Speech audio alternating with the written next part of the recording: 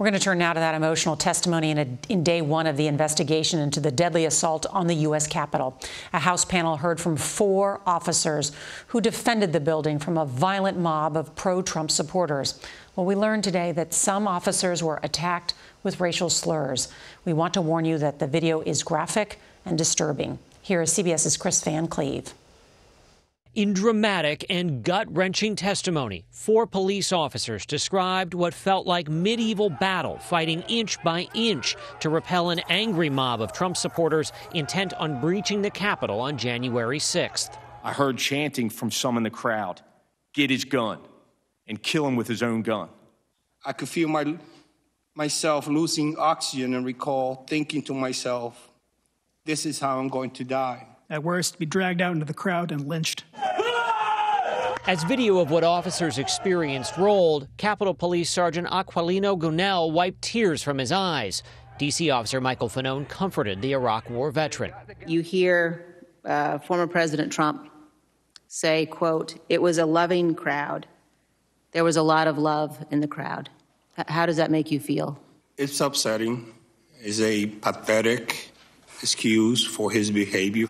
I'm still recovering from those hugs and kisses. It was his supporter that he sent them over to the Capitol that day. Capitol Police Officer Harry Dunn remains haunted by the racial slurs hurled at him like fists by rioters. One woman in a pink MAGA shirt yelled, "You hear that, guys? This nigga voted for Joe Biden." Then the crowd, perhaps around 20 people, joined in screaming, "Boo, nigga." But the crowd hurled more than words. 165 of the 540 arrested so far are charged with assaulting, resisting, or impeding police. The officers expressed frustration over GOP lawmakers downplaying the attack.